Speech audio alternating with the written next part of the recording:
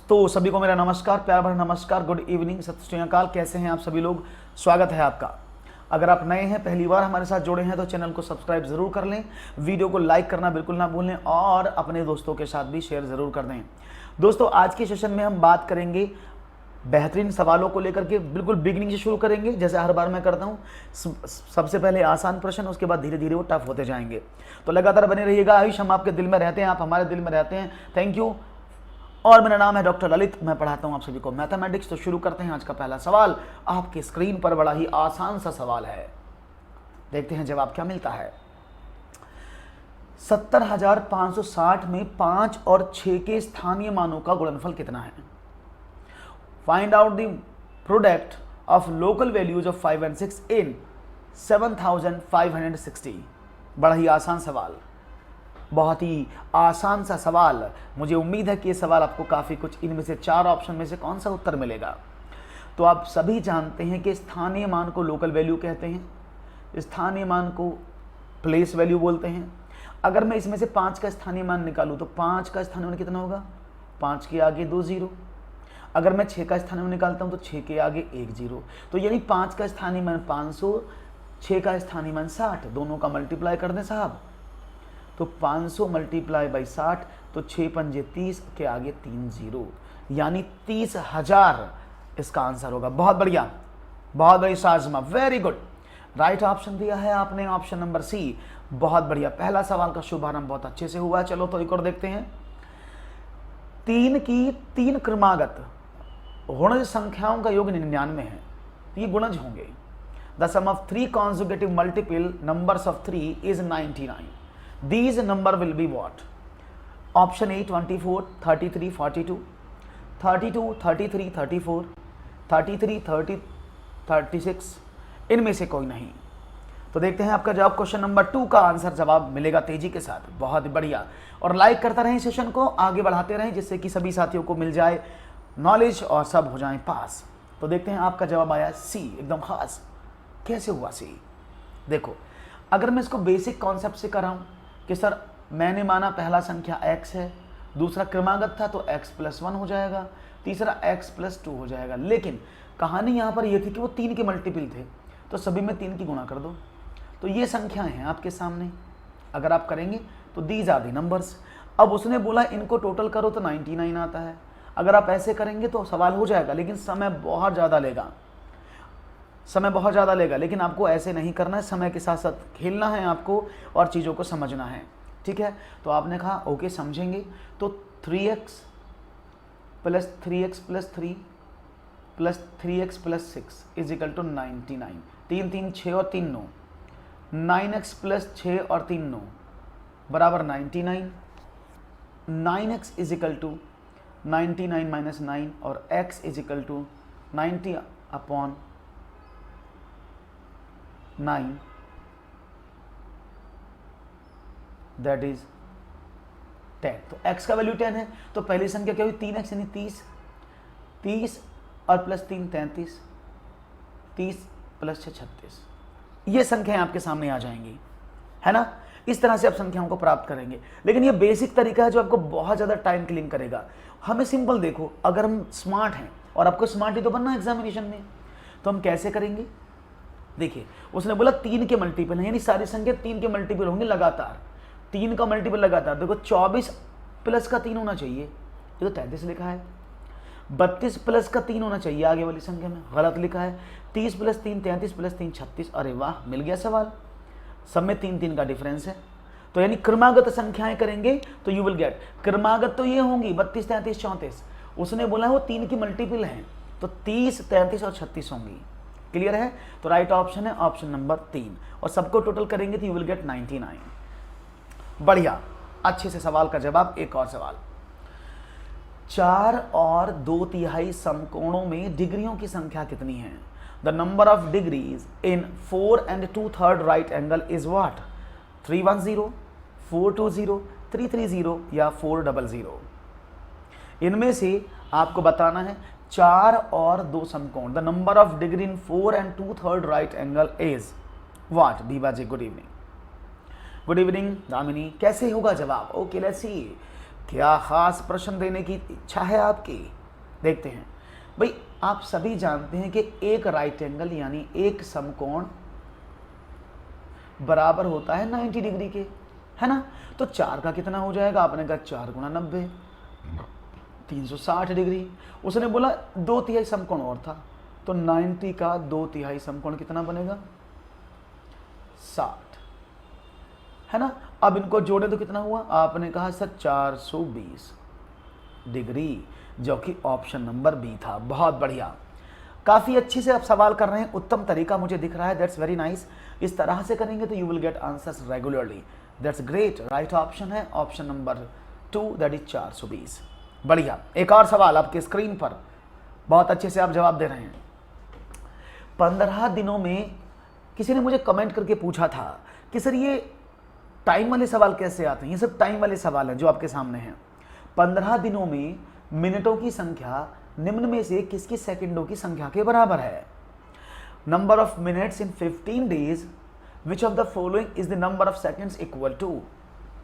6 घंटे, 8 घंटे, 4 घंटे या 5 घंटा?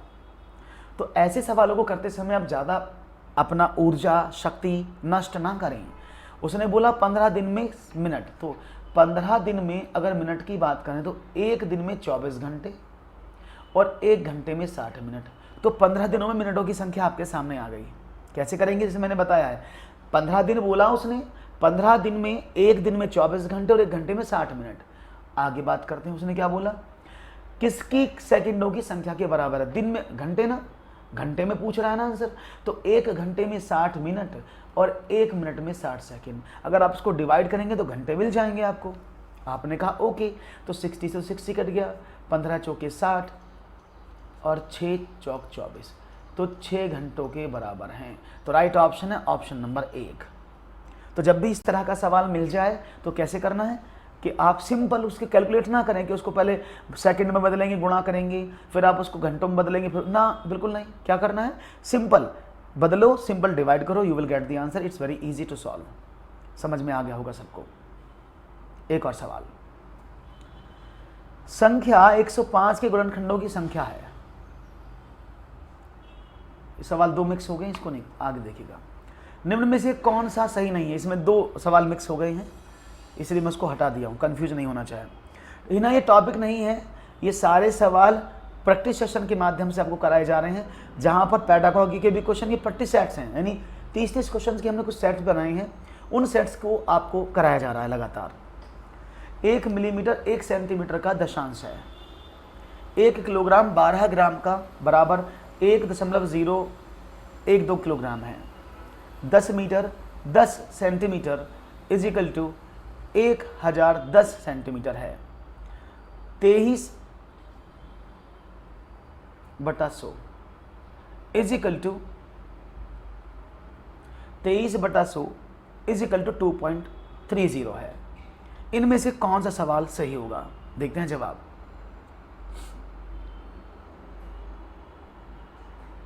आपको बताना है answer. 1 millimetre is the 1/3 of 1/10 of 1 centimetre. 1 kg 12 gram is equal 1.012 kilogram. 10 metre 10 centimetre is equal to 1010 centimetre और 23/100 इज इक्वल टू 2.3। तो जवाब देखते हैं क्या मिलता है। सब लोग तैयार हैं? देखो, समझने की कोशिश करना इस तरह के सवालों को। मैं बार बार बोल रहा हूं, आपको एग्जामिनेशन में अब इसी तरह के सवाल पूछे जाएंगे। Just think about it. आपको सभी प्रश्नों में जब सीटेट के प्रश्न पूछे जाएंगे तो इसी तरह के प्रश्न सबसे ज़्यादा पूछे जाने वाले हैं, क्योंकि सीटेट में बोला गया है कि प्रश्नों का पूछने का तरीका बदला जाएगा, तो वो लॉजिकल हो जाएंगे। तो इसमें आपको समय ज़्यादा लगेगा, क्योंकि आपको 4 ऑप्शन को सॉल्व ही करना पड़ेगा। तो देखो, 1 मिलीमीटर 10 x, बिल्कुल सही बात है, क्योंकि 1 सेंटीमीटर 10 मिलीमीटर के बराबर होता है। तो 1 mm किसके बराबर होगा? आपने कहा 1/10, 10वां भाग हो गया ना। तो 1 मिलीमीटर 1 सेंटीमीटर का 10वां भाग है, दशांश है, 10th पार्ट है। सही है सुवर्णा। 1 किलोग्राम 12 ग्राम। अब 1 किलोग्राम में 1000 ग्राम होते हैं, तो 1000 ग्राम तो ये हो गए, प्लस 12 ये हो गए, तो कितने हो गए? 1012 ये भी सही लिखा है। और जब उसको किलोग्राम में बदला तो आपने 1000 का डिवाइड कर दिया, दैट इज करेक्ट। आगे बढ़े, 10 मीटर 10 सेंटीमीटर, बहुत सारे बच्चों ने आंसर दिया था, पता नहीं क्यों भाई। 1 मीटर में 100 सेंटीमीटर होते हैं, तो 10 मीटर में कितने हो गए? आपने कहा 1000, और 10 सेंटीमीटर ये थे, तो कितना हुआ? आपने कहा 1010, ये भी सही था। अब देखो, जब 23 में आप 100 का डिवाइड करेंगे तो ये 0.23 आएगा, ना कि 2.30। हाँ, एक के लिए भी है, डोंट वरी, ना कि इस तरह से। समझ में आ रहा है? कोई प्रॉब्लम तो नहीं किसी को? आई थिंक समझ में आ गया होगा सारा सवाल, कोई भी दिक्कत नहीं होगी। नेक्स्ट क्वेश्चन आपके स्क्रीन पर, चलो देखते हैं। 11011 को 11 से भाग देने पर प्राप्त भागफल व शेषफल का योग कितना है? The sum of the quotient and the remainder obtained by dividing 1,10,111 by 11। देखता हूं जवाब। भावनाओं में क्यों बह जाते हो? भावनाओं में नहीं बहना है, सवालों को समझना है। प्रश्न आपके सामने है, चाहूंगा जवाब मिलेगा तेजी के साथ। तो देखो, इस सवाल को आप 2 तरीके से कर सकते हैं। रिमाइंडर तो आप आसानी से निकाल सकते हैं, कोशेंट भी निकालना होगा तो सीधा डिवाइड ही करना होगा ना। 110,111, अगर मैं इसको 11 से डिवाइड करता हूं, इट विल बी 1 टाइम। आपने ऊपर से नीचे 0 को लिया, लेकिन वो गया नहीं तो 0 हो गया। फिर आपने 1 लिया, अब भी नहीं डिवाइड होता, छोटा है तो 0 हो गया। अब आपने 1 लिया तो 11 एकम 11, कितना बचा? आपने कहा फिर 0 बच गया, आपने उतारा 1 ऊपर से। अब देखो, अगर आप 1 उतारते हैं तो ना जाने का 0 लग जाएगा ना, क्योंकि जाएगा ही नहीं है। तो इसका मतलब क्या हुआ? That's it, only the answer. ये तो उसका हुआ कोशेंट 10010, एक रिमाइंडर था तो कितना हुआ? 10011। That is the right option, D. बहुत बढ़िया है जी आपका आंसर। सी नहीं होगा, इट्स डी, क्योंकि अब यहां पर जब इसको करोगे तो नहीं हो पाएगा ना ऐसे। बढ़िया, खूबसूरती से जवाब मिल रहे हैं आपके, मुझे बड़ा अच्छा लग रहा। उम्मीद बढ़ रही है कि आपके जवाब बहुत अच्छे से होंगे, और आपका जवाब एकदम सही है, बिल्कुल सही जवाब आपने दिया है। That's very nice. आगे बढ़ते हैं एक और सवाल की तरफ और देखते हैं। डी एकदम सही जवाब था, एकदम सही जवाब है। एक दो और सवाल, चलो। 200 और 400 के बीच में 30, 45 और 60, बहुत अच्छा प्रश्न है ये, आराम से सॉल्व करिएगा, टेक टाइम। 200 और 400 के बीच में 30, 45 और 60 का सबसे छोटा सार्वगुणज डिवाइड बाई 15, 24 और 45 का सबसे बड़ा सार्वगुणनखंड किसके बराबर है? देखते हैं जवाब क्या मिलता है। Between 200 and 400, the smallest universal component of 30, 35 and 60 divide by smallest mass factor of 15, 24 and 45 is what? That is, mass factor is multiple, that is LCM, and universal component is HCF. I am solving this question for you, जिससे कि आपको आसानी से समझ में आ जाए। यानी मतलब क्या है, मैं इसको थोड़ा सॉल्व कर देता हूँ सवाल की भाषा को, जिससे आपको समझ में आ जाए एक बार में। प्रश्न में कह रहा है कि 30, 45 और 60 का एलसीएम, लेकिन कंडीशन क्या है? जो 200 और 400 के बीच में हो, वो संख्या जो कट जाए, और 15, 24 और 45 का HCF, this is that is HCF। अब इसमें आपको बताना है इन दोनों को अगर डिवाइड कर दो तो क्या आंसर आएगा। क्वेश्चन ये है। अनअकैडमी पे पढ़ने के लिए क्या करना पड़ता? कहने का कुछ नहीं करना पड़ता, ऐप डाउनलोड करो, लिंक डिस्क्रिप्शन में है, आराम से डाउनलोड करो, आनंद लो। ठीक है, तो देखते हैं 30, 45, 60 का एलसीएम जो 200 400 के बीच में होगा, और 15, 24 और 45 का फैक्टर जो आपको निकालना है। दिस इज सागुणनखंड, बड़ा सागुणनखंड, और ये गुणज मीन्स एलसीएम। आप ऐसा समझ लीजिएगा, इसको आप HCF बोलते हैं, इसको LCM बोलते हैं। Okay, yes. क्या जवाब मिल रहा है मुझे? 180।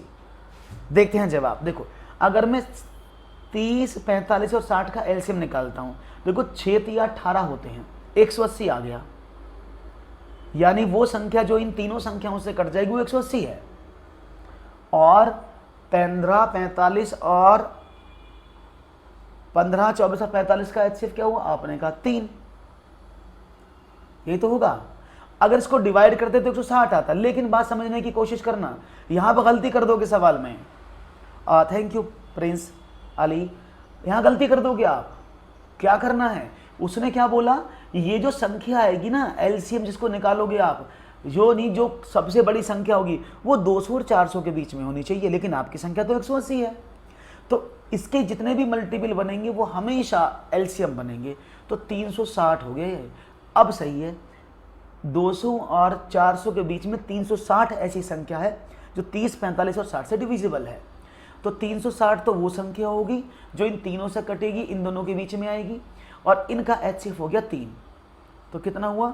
That is 120। तो राइट ऑप्शन क्या है? It's a. होगा, बिल्कुल होगा, क्यों नहीं हो सकता है।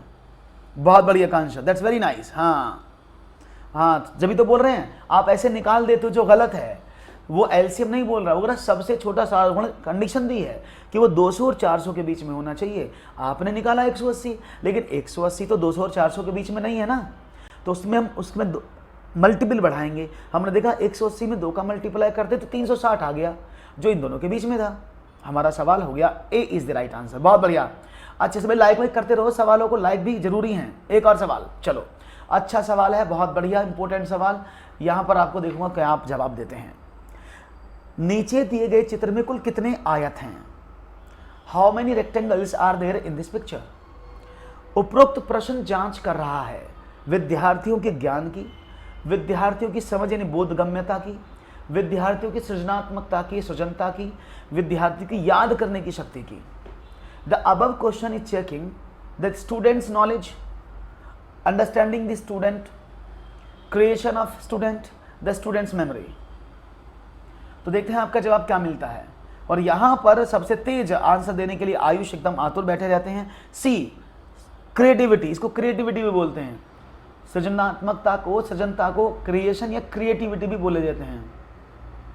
It's also known as creativity. Okay, तो यहां पर सब लोग एक साथ बोले हैं, सुर में हैं, सभी लोग सुरमई हो चुके हैं और जवाब दे रहे हैं भैया के ऑप्शन नंबर ABCD में। तो ऑप्शन नंबर सबसे ज्यादा वोट मिले हैं बी को, जो कि एकदम सही जवाब है। That is right option is B, that is understanding of the student.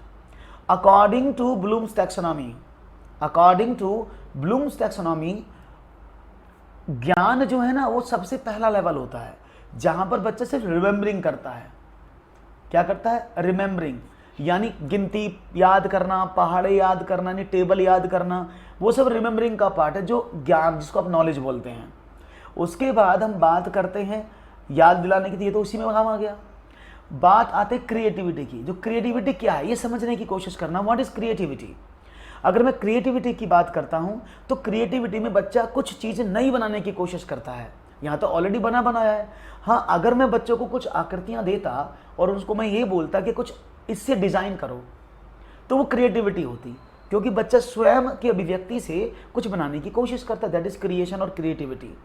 लेकिन यहाँ तो पहले से ही चित्र बना हुआ है, आपको ये सब बताना है कितने आयत हैं, तो ये क्या करेगा, ये बालक की अंडरस्टैंडिंग लेवल को बताएगा, क्योंकि बालक को अंडरस्टैंडिंग है कि ये तो वर्ग है और ये आयत है, उसे आयत ढूंढने हैं। तो राइट ऑप्शन क्या है? ऑप्शन नंबर 2 जिन्होंने कहा है एकदम सही जवाब है। होप सो समझ में आ गया होगा। Good evening Manisha ji.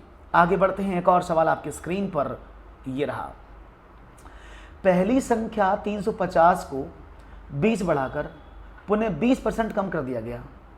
एक संख्या थी 350, उसको पहले 20 बढ़ाकर फिर पुनः 20% कम कर दिया गया। पहले 20 बढ़ाया फिर 20 कम कर दिया। अंततः वृद्धि या कमी के प्रतिशत होगा। First number 350 increased by 20%, then decrease by 20%. Finally the percentage of increase or decrease will be what? Option है 14%, 4% डिक्रीज, 25% इंक्रीज यानी कमी वृद्धि, और 20% इंक्रीज यानी 20% की वृद्धि। तो ऐसे सवाल शायद मैंने आपको बहुत बार समझाए हैं, ऐसे सवाल मैंने बहुत बार बताए भी हैं कि जब इस तरह के सवाल आ जाते हैं तो आप उनको कैसे कर पाते हैं, कैसे समझते हैं। तो पहली संख्या है 350 है। अब देखो इस सवाल में सबसे बड़ी खूबसूरत बात क्या है कि यहाँ पर संख्या चाहे 500 हो, 289 हो, 380, उससे कोई मैटर नहीं पड़ता, क्योंकि एक ही नंबर को पहले 20% बढ़ाया जा रहा है और 20% कम किया जा रहा है, तो वो नंबर हमेशा कुछ भी दिया होगा वो 100% के इक्विवेलेंट होता है। तो आपने क्या काम किया, आपने इस पर लगाया effective percentage a plus B plus A B by 100। अब इसको अप्लाई कैसे करते हैं, अगर कोई संख्या बढ़ रही है तो उसको प्लस में लेते हैं। तो सपोज करते हैं a क्या था, प्लस का 20 की वृद्धि हुई, दूसरी कम हो रही है तो उस कमी वाली को माइनस का सिंबल के साथ यूज करते हैं। योर वॉइस आफ्ताब खबर all India Aftab, please sir channel को सीटेट के लिए ओपन कीजिए। सीटेट के लिए तो ओपन है, ये सीटेट ही तो पढ़ा रहे हैं, ठीक है। अब क्या करें, अब आपने देखा 20% का प्रॉफिट, 20% का loss, plus 20 multiply by 20 upon 100, तो क्या हुआ, 20 से 20 कट गया तो माइनस का 400/100, दैट इज माइनस का 4, और माइनस 100 क्या करता है, कमी, तो यानी 4% की कमी, ऐसे हो जाएगी। क्लियर है, बहुत बढ़िया, समझ में आया है, उम्मीद है, हाँ बिल्कुल। इसको इफेक्टिव परसेंटेज बोलते हैं। लगता कहाँ है ये, जब किसी भी अप्लाई कहाँ करते हैं इसको, जब किसी भी समस्या में या तो एक चीज़ का प्राइस उतना ही कम उतना ही ज़्यादा हो रहा है, या फिर उसी समस्या में प्राइस एक कीमत पर लगाया जा रहा है, सेम रहेगा, कहीं का सेम क्यों रहेगा, दैट इज 4% की कमी। ये फॉर्मूले से था। सभी सब्जेक्ट पढ़ाए जा रहे हैं, सभी सब्जेक्ट पढ़ाए जा रहे हैं, फिर से देखिएगा, all subjects are there, you just go to the channel और देखिए कि सारे सब्जेक्ट आपको मिलेंगे।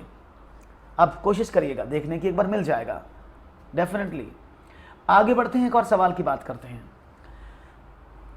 क्वेश्चन है 14 लीटर 280 मिलीलीटर संतरे का जूस और 18 लीटर 830 मिलीलीटर गाजर का जूस, दोनों को एक साथ मिलाया गया।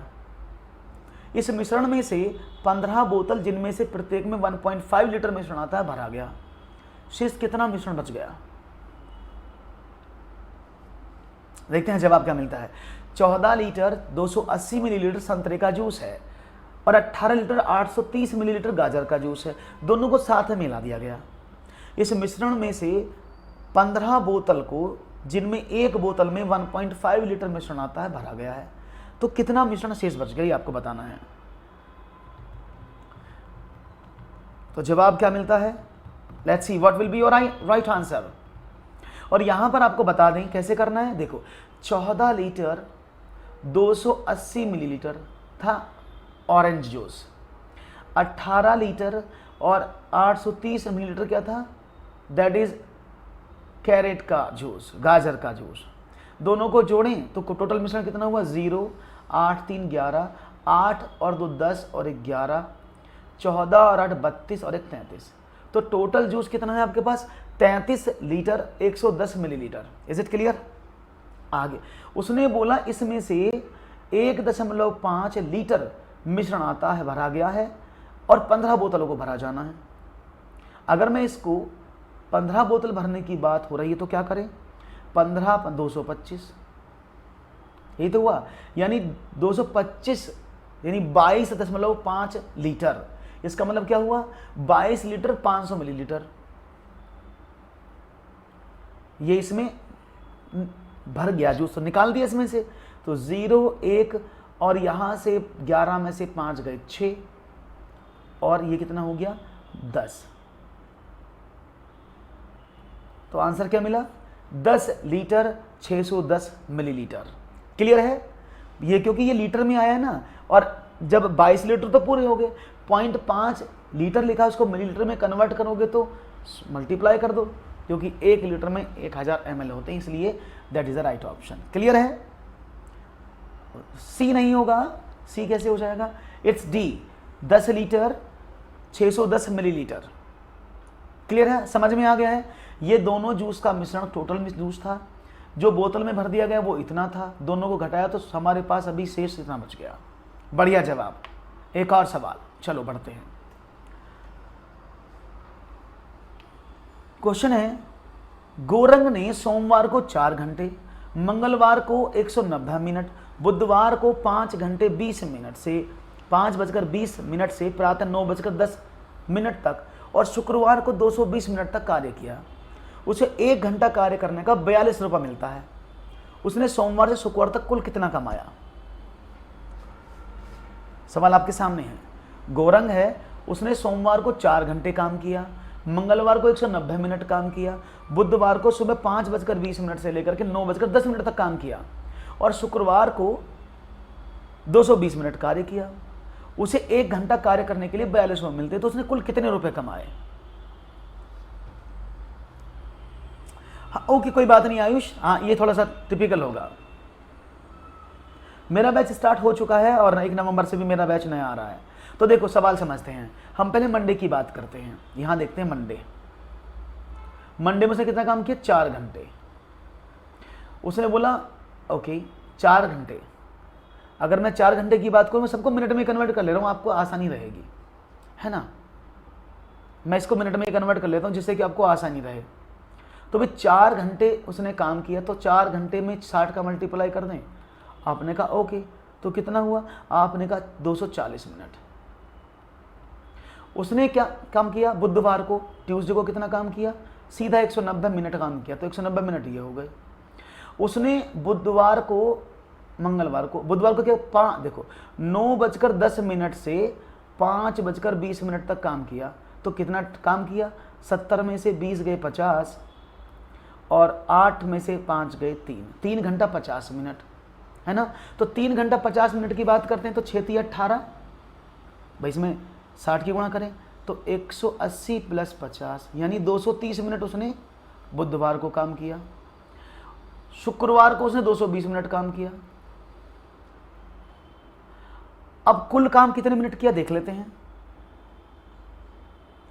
सर आपका वजन अनअकैडमी में कब स्टार्ट होगा? वजन, अच्छा बैच मेरा ऑलरेडी स्टार्टेड है। आप पढ़ सकते हैं सुबह 6 बजे, 6:30 बजे, शाम को 6:30 बजे, सुबह 6:30 बजे, शाम को 6 बजे और रात को 7:30 बजे। ये मेरे बैच चलते हैं। ओके चलिए देखते हैं आगे और बात करते हैं नए सवाल की। जोड़े इसको, कितना हुआ? 0, 9 और 4 13, 3 16 और 2 18, 2 और 1 3 और 1 4, 2 6 और 2 8, 880 मिनट हो गए टोटल। देखो 0, 9 3 12, 9 3 12 और 4 16 और 2 18 का 8 का हासिल लगा 1, 2 और 1 3 और 1 4 और 2 6 और 2 8, टोटल 880 मिनट उसको हो गए। अब आप समझो उसे 60 मिनट के 42 रुपये मिलते हैं। तो अगर मैं 880 की बात करूँ, 880 मिनट के कितने मिलेंगे? तो आपने कहा ऐसे कर दो, 0 से 0 कट गया, 6 एकम 6 और 6 चौक 24, 6 पंजे 30 और 6 से 42 जो कर दो। सीधा सीधा हम इतना काम क्यों कर रहे हैं? हम फालतू में इतना काम कर रहे हैं, इसको क्यों काट रहे हैं? सीधा डिवाइड करते ना इसको 6 7 42, तो 7 8 56, 7 8 56 और 6 62।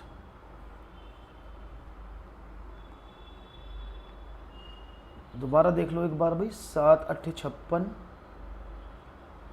42 रुपये घंटे का मिल रहा था, तो 6 7 42, 880। कोई गड़बड़ तो नहीं हुई कि सवाल में? 580 या तो ऑप्शन में कुछ 626। एक बार फिर से देख लेते हैं कहीं कुछ मिसिंग तो नहीं हो गया है हमारा। 6 चौक 24, 240, ठीक है। 190 मिनट ये हो गए। बुधवार को 5:20 से 9:10 तक, 9:10 से 5:20 दिखाया, तो यहाँ हो गए 70 मिनट, 70 में से 20 गए तो 50 मिनट ये हो गए। 8 में से 5 गया 3, 6 3 18 और 5 230, 230 सही है। और उसने कहा शुक्रवार को 220 मिनट, ओके सही तो है। 880, ओके 880 होगा भाई। 200 400 600, 0 9 और 3 12, 4 16 और 2 18, 6 और 1 18, 2 और 1 3 और 3, 2 और 1 3 और 1 4 और 4 8, 880 मिनट होंगे, सही बात है। तो 880 मिनट में अगर आप देखें घंटे, वेट मिनट 6 भाई 626 रुपये आ रहा है इसमें, तो कुछ गड़बड़ हो रही है क्या सवाल में? ऑप्शन मैच नहीं कर रहा मेरा। 1 मिनट रुकना भाई। 880 में आपने 60 का डिवाइड कर दिया तो 6 एकम 6 2 28 6 चौक 24 बचे कितने? 40 मिनट बच गए। तो यहाँ पर देखिए 14 42 गुणा 14, 14 दूनी 28, 14 चौके 56 और 2 58, 588 तो यही हो गए। और 40 मिनट का कितना हो गया? 60 गुणा 40/42, 6 7 42, 7 चौक 28, 8 8 16, 6 26। हाँ कोई बात नहीं, इसमें कुछ शायद ऑप्शन में गलती है, मुझे ऐसा लग रहा है कुछ ना कुछ। तो इसके ऑप्शन में 2 बार मैं चेक कर रहा हूँ, 626 ही आएगा। ओके कोई बात नहीं है, इसको एक बार रिवैल्यूएट कर लेना। सवाल इसी तरह से होगा जैसे किया है, मैंने 2 बार चेक कर लिया है, लेकिन कुछ ऑप्शन में उस पर में भी गलती हो या फिर ऊपर डिजिट में कोई मिसिंग हो। ओके चलिए देखते हैं। 1 लीटर, ये सवाल सीटेट में इस बार ऐसा पूछा गया था, आपको याद होगा। हाँ 1 लीटर जूस का डिब्बा घनाकार आकृति का है और उसका आधार वर्गाकार है, जिसकी माप 8 × 8 सेंटीमीटर है। डिब्बे में जूस की गहराई किसके अधिक समीप है, ये आपको बताना है। 1 लीटर है जूस का डिब्बा जो घनाकार आकृति का है, उसका आधार वर्गाकार है, जिसकी माप 8 × 8 है। तो डब्बे में जूस की गहराई किसके अधिक समीप है, ये आपको बताना है और मुझे उम्मीद है कि आप मुझे ज़रूर बताएंगे। बहुत अच्छा सा सवाल है, उम्मीद करता हूँ कि आपका जवाब मुझे आसानी से मिलेगा। तो देखते हैं आपका जवाब क्या मिलता है भाई।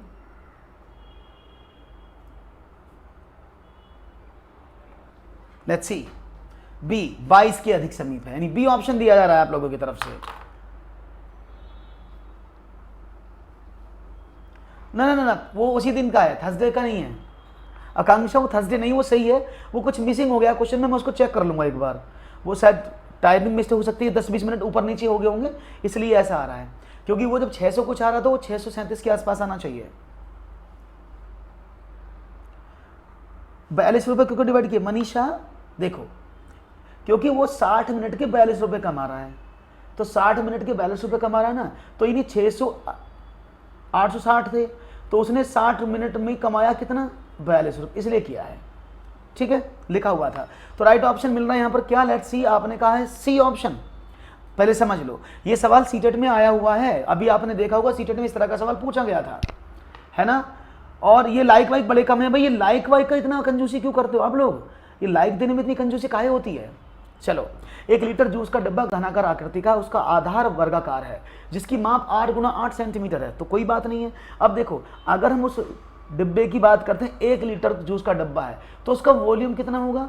तो 1 घन लीटर में 1000 लीटर लिखा है ना, तो 1000 सेंटीमीटर क्यूब होता है। ठीक है, अब क्या करें? आपने कहा 8 × h, इसका वॉल्यूम ही तो बनेगा, लंबाई गुणा चौड़ाई गुणा ऊंचाई। वो कितना है? आपने कहा 1000। भाई लंबाई गुणा चौड़ाई गुणा ऊंचाई बराबर वॉल्यूम होता है, और वॉल्यूम तो 1 लीटर का यानी 1000 का है। h का कर दें तो 1000/8 × 8, 8 से डिवाइड करें तो 125 बटा 8, 8 से काटें तो 8 एकम 8 4, 8 पंजे 40, 8 छंगड़ 2 5, 15.625, यानी ये किसके अधिक पास है? 16 के,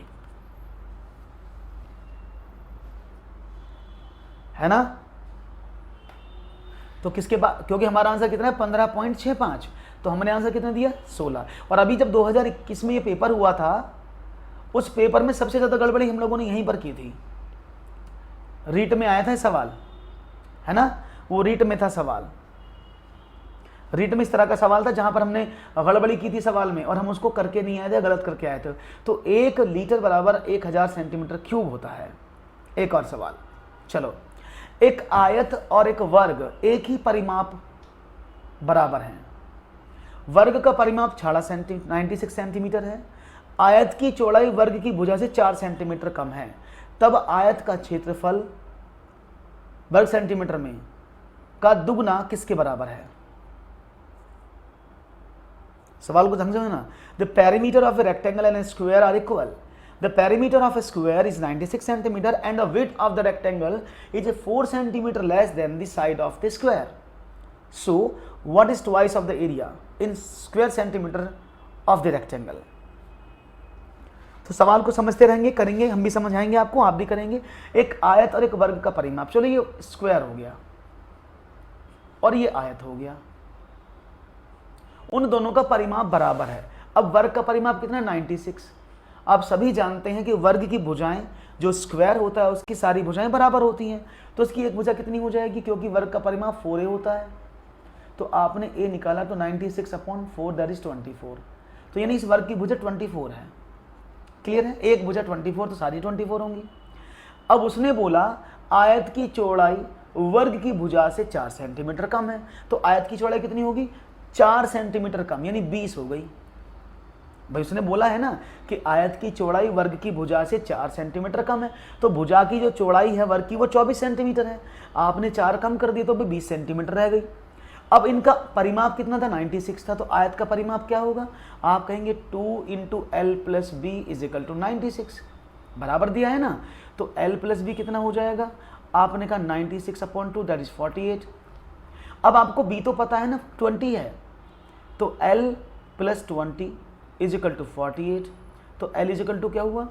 48 - 20 = 28। तो लंबाई कितनी आ गई? 28। बात समझ में आ गई? यानी अब आपको इसकी जो लंबाई है वो 28 है।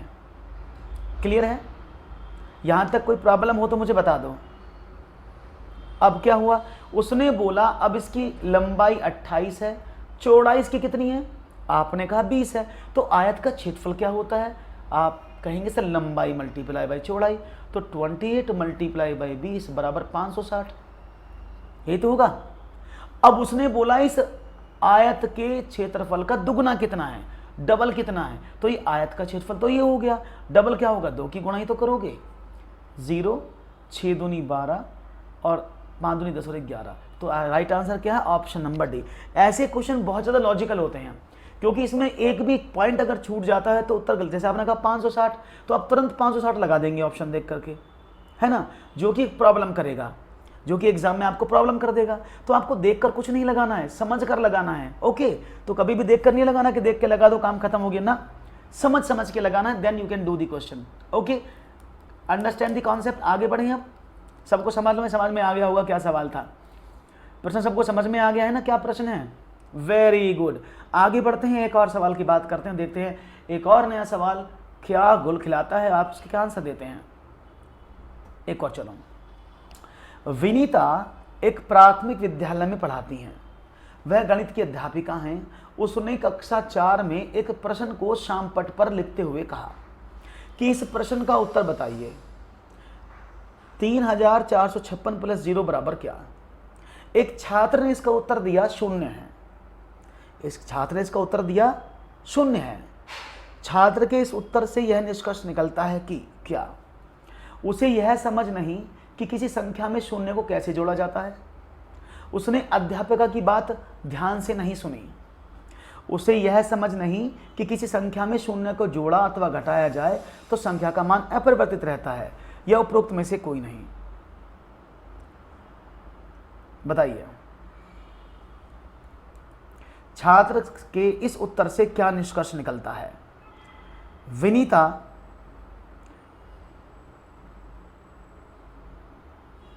is a teacher in a elementary school. She is a math teacher. She wrote a question in class 4th on the blackboard and said, answer the question. 3456 + 0 = what? One student answered that its answer is 0. The answer from the students leads to the conclusion that what? He does not understand how 0 is added to a number. सी, सब लोगों का answer बड़े तेजी से मिल रहा है। पक्का सी बिल्कुल सही जवाब है, क्योंकि जब आप जानते हैं कि जब भी आप 3456 लिखा है। इसमें अगर आप ज़ीरो जोड़ते हैं तो इसका आंसर 3456 ही होगा। क्यों? क्योंकि ज़ीरो एक ऐसा नंबर है जो एक आइडेंटिटी है। इसको आइडेंटिटी बोलते हैं ना, योगात्मक तत्समक। इसके जोड़ने और घटाने से कोई फर्क नहीं पड़ता। तो बालक की इस परिकल्पना से हम ये कह सकते हैं कि किसी संख्या में शून्य को जोड़ा अथवा घटाया जाए तो उसका मान अपरिवर्तित रहता है, उसे ये समझ नहीं है। बहुत बढ़िया, अच्छा जवाब, खूबसूरती से आप लोग जवाब दे रहे हैं, दैट्स वेरी नाइस। एक और सवाल चलिए। भिन्नों के योग की संकल्पना के पाठ पर योजना बनाते समय शिक्षक पट्टी मोड़ने वाली गतिविधि का प्रयोग कर रहा है।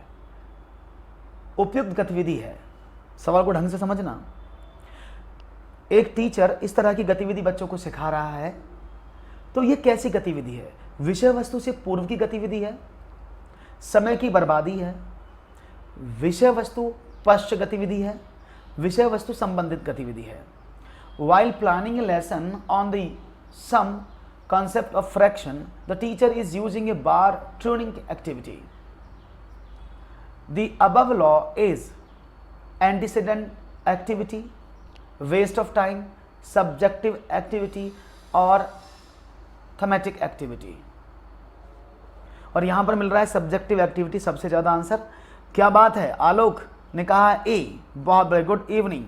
डी भी मिल रहा है, विषय वस्तु संबंधित गतिविधि। तो कोई सी बोल रहा है, कोई डी बोल रहा है। सी और डी में ज्यादा विषय वस्तु के पश्च मीन्स बाद की गतिविधि है। पश्च मीन्स बाद होता है, मैं लिख देता हूं इसको, इट्स बाद या पश्चात।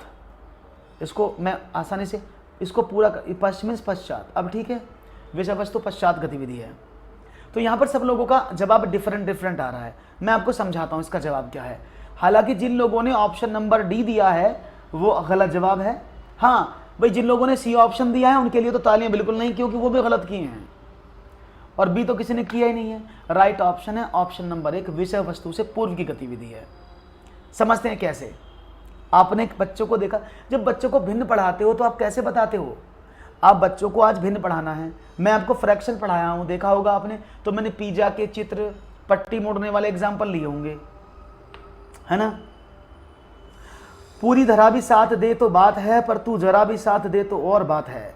चलने का तो एक पांव से भी चल रहे हैं लोग, पर दूसरा साथ दे तो क्या बात है। ये आयुष ने कहा है, बहुत अच्छी बात है।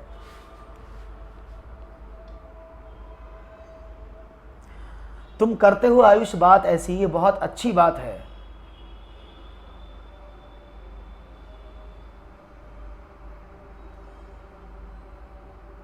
ओके, अब देखो क्यों आप कैसे पढ़ाते हो बच्चों को। अगर भिन्न का चैप्टर पढ़ाते हो, डायरेक्ट ये नहीं कहते बच्चों को कि बता भाई 1/2 बराबर प्लस 1/3 बराबर क्या, ऐसा नहीं कहते ना, ऐसा नहीं कहते ना। क्या करते हो आप? कोई रोटी का एग्जाम्पल लेते हो, कोई गोला बनाते हो, कोई पट्टी मोड़ने वाला एग्जाम्पल लेते हो, उसके बाद बच्चे को बोलते हो कि बेटा ये एक पूरी पट्टी है, इस पट्टी में टोटल हमने इसको बीच में से मोड़ दिया तो 2 भागों में टूट गई, 2 भागों में से 1 भाग हमने ये वाला ले लिया, 2 से 1 बन गया। तो आप जब भी इसको बताते तो आप कंटेंट, विषय वस्तु में कंटेंट, आप जब कंटेंट को पढ़ाते हो, कंटेंट को पढ़ाने से पहले बच्चों को समझाने के लिए ये सबसे अच्छी गतिविधियां होती जिनको आप बोलते हैं विषय वस्तु से पहली गतिविधियां। और राइट ऑप्शन था ऑप्शन नंबर ए। अब आपको समझ में आ गया होगा, बहुत बढ़िया। एक और सवाल, यदि आप किसी प्राथमिक स्कूल में अध्यापक हैं, आप बच्चों पर ध्यान रखेंगे। 1, सभी बच्चों को घर पर गणित के प्रश्न हल करने के लिए कहेंगे, पूरे समय स्कूल में गणित विषय ही पढ़ाते रहेंगे, छात्रों को गणित के प्रश्नों का कठिन अभ्यास करवाएंगे, छात्रों की गणित की उपयोगिता के बारे में बताकर आत्मविश्वास की भावना का विकास करेंगे। देखते हैं जवाब क्या मिलता है। उम्मीद है जवाब आपका अच्छा मिलेगा। मुझे पूरा विश्वास है कि आपके जवाब में कोई प्रॉब्लम नहीं होनी चाहिए, और उम्मीद करता हूं जवाब सच में ही अच्छा हो। और जवाब क्या मिलता है, let's see what will be your right answer. Waiting, we are on wait.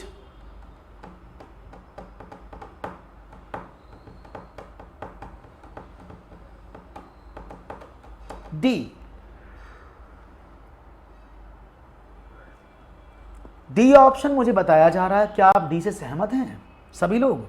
D, क्या बात है जी। देखते हैं, यदि आप किसी प्राथमिक स्कूल में अध्यापक हैं तो आप सभी छात्रों को घर पर गणित प्रश्न लिख देंगे, ये सही बात है। लेकिन उससे ज़्यादा जरूरी बात क्या है? कि छात्रों को गणित की उपयोगिता के बारे में बताएंगे, क्योंकि बच्चों को मोटिवेट करना, उनके अंदर सेल्फ कॉन्फिडेंस की भावना को डेवलप करना, उस यूजफुलनेस ऑफ मैथमेटिक्स को बताना, उनके अंदर सेंस ऑफ कॉन्फिडेंस को डेवलप करना, ये सबसे ज़्यादा ज़रूरी है। क्योंकि एक बच्चे को अगर आप आत्मविश्वास के साथ, पॉजिटिव अप्रोच के साथ मोटिवेट करेंगे, definitely he will do every task. तो राइट ऑप्शन अकॉर्डिंग टू, बड़ा है तो बेहतर है, 4th इज राइट ऑप्शन। आगे बढ़ते हैं, एक और सवाल, बहुत अच्छे से बोला है आपने। चलिए, कक्षा 4 के छात्र को यह स्पष्ट करने के लिए कि शेषफल सदैव भाजक से कम होता है के लिए उपयुक्त विधि निम्न में से कौन सी है, उसको चुनो। To make it clear to class 4 student that the remainder is always less than the divisor, choose the appropriate method from the following option. A. Explain to the student several times orally. Display the question of division as mixed fraction. Grouping of objects such as marbles, balls, pencil, etc. will be explained dividing them. Clarifying by solving division questions repeatedly. तो ये छात्रों को मौखिक रूप से कई बार स्पष्ट किया जाए। भाग के प्रश्नों को मिश्रित भिन्न के रूप में प्रदर्शित कर स्पष्ट करके करेंगे। कंचों, गेंदों, पेंसिलों आदि वस्तुओं को भाजक के अनुसार समूहीकरण करके करेंगे। यह भाग के प्रश्नों को बार बार हल कर स्पष्ट करेंगे। डी, क्या बात है, पोल का कॉन्सेप्ट नहीं है, डी। तो भी बहुत ही बढ़िया से आप लोगों का जवाब मिला है। मुझे उम्मीद है जवाब तेजी से मिलेगा और आप अच्छे से आंसर देंगे। और ये लाइक भी बड़े कम है यार, लाइक पर कंजूसी क्यों कर रहे हो आप लोग? भाई लाइक इतने बेकार हैं कि आप लाइक कर ही नहीं पा रहे हो। हाउ हैं, ये थोड़ी गड़बड़ है भाई। लाइक करो जब भी तो बात बनेगी, लाइक नहीं करोगे तो कैसे काम चलेगा। सी, तो आपका जवाब जिन्होंने कहा है ऑप्शन नंबर डी, वो एकदम गलत जवाब है जी। और जिन्होंने कहा है सी, वो भी है सही। तो राइट ऑप्शन है ऑप्शन नंबर सी। क्योंकि जब बच्चे को आप पढ़ाओगे ना और बताओगे कि भाई भाजक जो है वो हमेशा शेषफल से अधिक होता है या शेषफल कम होता है, तो आप कंचे, पेंसिल, गेंद आदि वस्तुओं को लिख करोगे। एग्जाम्पल देता हूँ कैसे। आपने बच्चों को कहा ओके 1 2 3 4 5 6 7 8, भाई ये 8 बॉल हैं। बोला ठीक है जी मास्टर जी। अब आपको तीन के ग्रुप बनाने हैं, यानी 8 में आपको 3 का भाग करना है। तो मैंने 8 बॉल दिए, अब उसको 3 के ग्रुप में निकालो। बच्चा बोला ठीक है। बोला मास्टर जी 3 का एक तो ये निकल गया, एक 3 का ये निकल गया, सर जी ये नहीं आती इसमें ग्रुप में। तो आप क्या कहोगे, ये ग्रुप में क्यों नहीं आती है? क्योंकि ये 3 से छोटी हैं। इसलिए जब भी आप ग्रुपिंग करोगे तो ये शेष हमेशा छोटा होगा, तभी उसको शेष माना जाता है। यानी बच्चे को आप इन मूर्त, कंचे, गेंद इस तरह से ग्रुपिंग करके समझाओगे तो वो एक बार में समझ जाएगा। अब यहाँ से 3 दूनी 6, आपने कहा ओके 2 शेष बच गया। अब बच्चों को क्या बताया, देखो आपने 2 उत्तर लिखा तो 2 यहाँ पर आपके ग्रुप बन गए, लेकिन 3 से छोटा 2 ये ग्रुप में नहीं है, इसलिए 2 शेष है। तो आप इस तरह से बच्चों को समझाएंगे, नहीं बफरिंग नहीं है, इस तरह से आप समझाएंगे और आप आसानी से क्वेश्चन को कर पाएंगे। अच्छा सवाल था, बढ़िया सवाल है। एक और सवाल लेते हैं फिर इसी बात पर आपकी स्क्रीन पर, ये रहा। गणित की कक्ष में दृष्टिबाधित छात्रों के लिए इनमें से कौन सा साधन शिक्षा साधन के रूप में प्रयोग किया जा सकता है? ये प्रश्न आपके सामने है और मुझे उम्मीद है कि आप इसका जवाब मुझे देंगे। पक्का मुझे आंसर मिलेगा, इतना मुझे उम्मीद है आपसे। ऐसी बात नहीं कि आप मुझे आंसर नहीं दे पाएंगे। You can do the question. बस मैं वेट कर रहा हूँ कि आपका आंसर का क्या मिलेगा और क्या आप जवाब देंगे। ओके, तो देखते हैं आपका जवाब आखिरकार क्या मिलता है। उम्मीद पर दुनिया कायम है, हम आप पर कायम हैं। तो सवाल देखते हैं जवाब क्या है आपके सामने। और ये मैंने आपको शायद पहले सवाल नहीं बताया है। इन इक्विपमेंट्स के बारे में तो आपको पता होगा सबको कि नहीं पता है? पता है कि नहीं पता है? पता होगा पक्का, ऐसा तो नहीं होगा कि आपको नहीं पता है। नहीं पता है तो मैं बता देता हूँ जिससे कि आपको डाउट ना रहे। और आप ये बच्चे दृष्टिबाधित हैं, यानी ये बच्चे देख नहीं पाते, ये बच्चे देख नहीं पाते हैं, ऐसे बच्चे हैं, याद रखना। दृष्टि मतलब जो बच्चे ना देख पाएँ, उन बच्चों के बारे में बात हो रही है। तो कौन कौन से इक्विपमेंट्स हैं, आप ज़रा मुझे जवाब देंगे। देखता हूँ आपके जवाब मुझे क्या मिलते हैं। आपने कहा बिल्कुल देंगे सर, और यहाँ पर जवाब मुझे मिल रहा है ए, यानी संख्या चार्ट, कंप्यूटर और जियो बोर्ड। चलो भाई, आपका आंसर मिलेगा तो ज़रूर देखेंगे। समझते हैं सवाल को? आपने कहा है। तो इसका सही जवाब क्या है? टेलर का गिनतारा भिन्न का किट संख्या चार्ट, गलत जवाब है। संख्या चार्ट कंप्यूटर बोर्ड जियो बोर्ड, गलत जवाब है। टेलर का गिनतारा कंप्यूटर जियो बोर्ड, सही जवाब है। कंप्यूटर संख्या चार्ट जियो बोर्ड, गलत जवाब है। अब मैं क्यों बोल रहा हूं गलत जवाब, अब समझिएगा। देखिए, जो दृष्टिबाधित लोग होते हैं वो चीज़ों को स्पर्श करके महसूस करके चलाते हैं, छू करके, है ना, वो उनको छू करके चलाते हैं, टच करके। क्लियर है? तो टच करने के लिए जो अब आप टेलर के गिनतारे की बात करते हो, अबैकस की बात करते हो, टेलर अबैकस, तो वो क्या है? वो इस तरह का एक इक्विपमेंट है जिसके अंदर कुछ बॉल्स होती हैं इस तरह से, तो आदमी उनको छू छू करके ऐसे आगे पीछे करके हिसाब लगा लेता है। साथ में बात करते हैं कंप्यूटर, कंप्यूटर चलाना आराम से। आपने देखा किसी दृष्टिबाधित को कंप्यूटर चलाते हुए? मैंने देखा है। वो क्या करते हैं, वो जब टाइप करते हैं ना, क्योंकि आपने कीबोर्ड पर देखा होगा कि जी और एच, इन दोनों पर आप टच करोगे तो हल्का हल्का सा आपको एक लाइन दिखेगा। बताता हूं, आप जब एफ और जे को टच करोगे तो आप देखोगे उन पर हल्की सी लाइन मिलेगी उभरी हुई, जिससे कि आप उंगली से स्पर्श कर पाते हो। आपने कई बार देखा होगा, देखा कि नहीं देखा है? देखा होगा पक्का, मुझे उम्मीद है। डिलीट वाले बटन पर भी आपको ऐसी ही एक की मिलेगी। ये किस लिए है? कंप्यूटर को वो इसी तरह से दिया जाए जिससे कि बिना देखे वो चलाना सीखें। और जो दृष्टिबाधित लोग होते हैं, जब वो कंप्यूटर चलाते हैं तो उनको हर बटन को प्रेस करने पर साउंड आता है। जैसे आप ए दबाएंगे तो वहां से एक आवाज मिलेगा। एक स्पेशल टूल यहाँ पर दिया जाएगा, एक स्पेशल सॉफ्टवेयर उनको दे दिया जाता है। जियो बोर्ड तो आपने देखा होगा कुछ इस तरह का होता है। जियो बोर्ड ऐसा होता है ना, जिसके अंदर उभरी हुई आकृतियां होती हैं और उनको छू करके महसूस किया जा सकता है किस तरह की आकृति है। लेकिन जो संख्या चार्ट है, नंबर चार्ट से आप कभी भी जो व्यक्ति देख नहीं पाते वो नहीं समझ पाते, क्योंकि उनमें सिर्फ एक चार्ट पर संख्याएं लिखी हैं पेन से, तो इट इज नॉट एक्सेसिबल, उनको नहीं कर सकते। ठीक है ना? हाँ, वॉइस कमांड यूज करते हैं, बिल्कुल Kanika, they are use voice command. Clear है? बात समझ में आ गई? तो राइट ऑप्शन था option number 3, that is the right answer. आगे बढ़े एक और सवाल की तरफ। एक सवाल ये रहा आपकी स्क्रीन पर। एक शिक्षिका गणित के संप्रत्यों को सिखाते हुए खोजपरक उपागम का प्रयोग करती है, विद्यार्थियों की व्यवहारिक क्षमताओं का उपयोग करती है और उनको चर्चाओं में शामिल करती है। वह इस युक्ति का प्रयोग किस लिए करती है?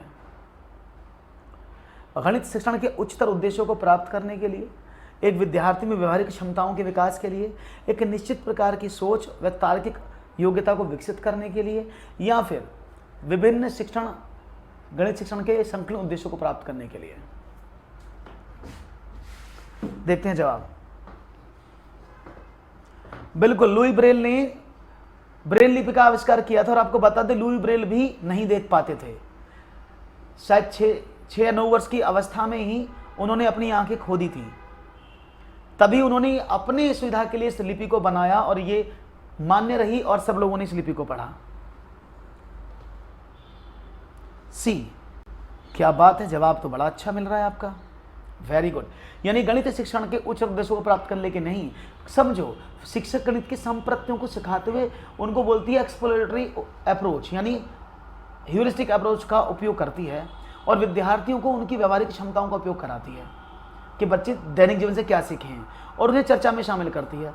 तो देखो, जब वो चर्चा में शामिल कर रही है तो that is for special task for someone, क्योंकि चर्चा किसी पर्टिकुलर टॉपिक पर होती है। चर्चा जब भी की जाती है, ऐसा तो है नहीं कि किसी आपने कहा चर्चा करो, चर्चा का विषय क्या, आप बोले कुछ भी बात कर लो, ये पॉसिबल नहीं है ना। चर्चा का मतलब होता है कि आप जब भी चर्चा आप करेंगे, जब भी शुरुआत करेंगे, तो दैट पर्टिकुलर चर्चा, particular debate must be on focus on A topic. तो वो टॉपिक पर फोकस करती है, और वो टॉपिक पर जो फोकस करती है उसी को बोला जाता है क्या? एक प्रकार की निश्चित तार्किक विकसित करने के लिए, क्योंकि पर्टिकुलर टॉपिक के लिए हम बात कर रहे हैं। Is it clear? बात समझ में आ गई? उम्मीद है कि समझ में आ रही होगी, पक्का पक्का, है ना?